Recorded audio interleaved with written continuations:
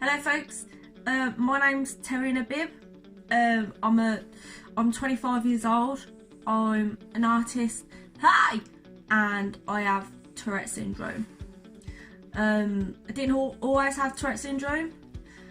I suffered a minor stroke when I was 21, commonly known as a TIA, hi, and that's where, like, a month after the stroke, I began twitching and stuff like that. So yeah, I've known life without Tourette's and it was better, but I suppose you've got to deal with what Mother Nature's given to you, I suppose. With my art, having a disability, it's been inspiring because I think it's gave me that individuality as an artist and having a style and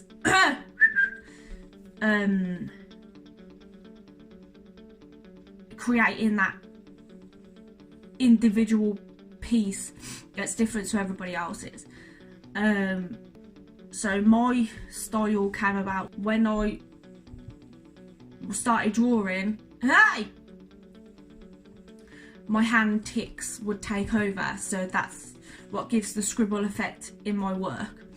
As soon as I get a pen in my hand, my brain's telling me I just want to move my hand, basically. Yeah, so I started art when I took it seriously when I was 18. I've always been into art, you know, I've always drawn when I was little and stuff, but I've took it serious when I was 18, and then I went to university and got a degree in illustration in 2015.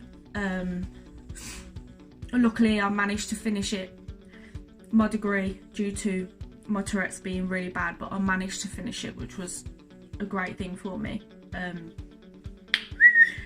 Any funny stories? I think every day is a story with someone living with Tourette's. I laugh at it because I'd rather laugh than cry. Other people with Tourette's, you know, we all deal with it differently. I can say whenever my boyfriend sat playing Xbox, I always have to go over and jump on him. It's just one of those that I have to do. My Tourette says, go and jump on Dan. That's quite funny because I can't stop doing it for about 5 minutes. It's really weird, to be fair. So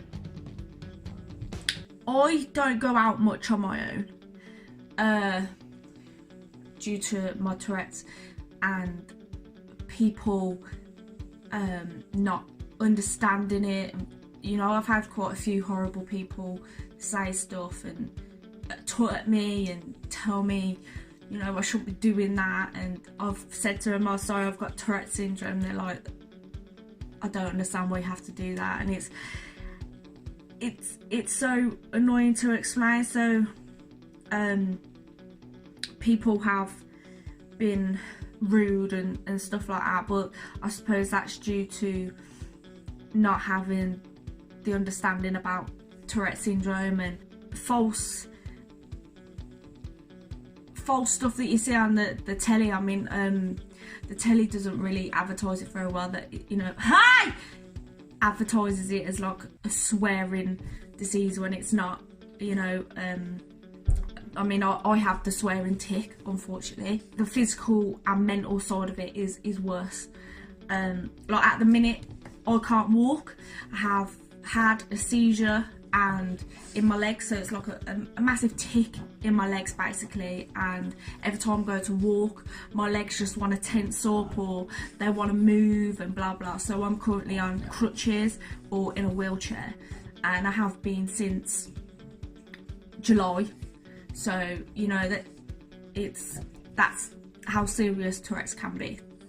I've had really amazing support of friends and family. You know, my mum has been brilliant having to go through this with me is hard on her, as well as me having the Tourette's, but my boyfriend as well, who I live with, you know, he's had to deal with it. He didn't know me. We've been together for 7 years, and so he knew me without Tourette's. So obviously this has been a massive, like, you know, stir in the pan for us, but we deal with it really well. My art has benefited from my disability because in everyday life my Tourette's always works against me, so when I'm doing my art it works with me. So I suppose as a one good point on having Tourette's, really. Not giving up, really. I mean, I could have easily gave up my art when I was 21, when I started ticking, and you know, I couldn't draw properly and everything. I had to get used to my hand ticks and stuff. I could have easily gave up, but I was so determined to still keep going because art was the only thing I was good at, and it was the only thing that I loved. I didn't really want to do anything else. So I think, yeah, you just need to keep going. There's always a light at the end of the tunnel.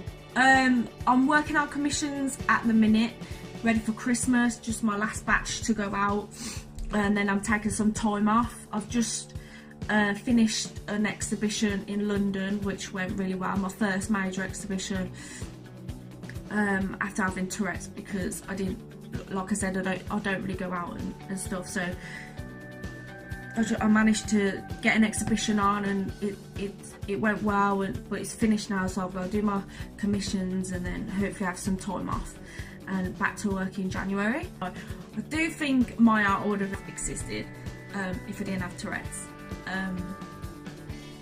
but I would have had to work on a better style, and having Tourette's has made my art stand out that little bit more, and I'm so grateful for people who have bought my artwork and put them on the wall and wanted to know my story. Hey! You know, I really am grateful for everyone's support. It's been a massive year for me, and I hope next year is just even better.